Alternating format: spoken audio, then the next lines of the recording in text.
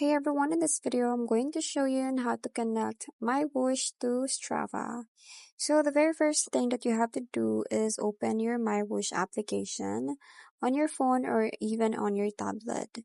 And you have to make sure that you're logged into your account.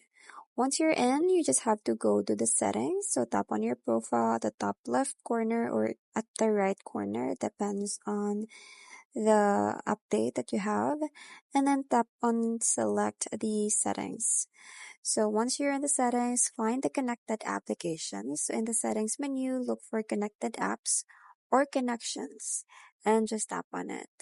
So from the list of the available applications, just choose the Strava application. So once you choose on that one, you will be redirected to the Strava login page, and you just have to enter your Strava account details and allow MyWhoosh permission to upload activities to Strava. Now, after linking, your future rides on the MyWhoosh will automatically sync to Strava. So you can double check by finishing a short ride, then open the Strava to see if it shows up.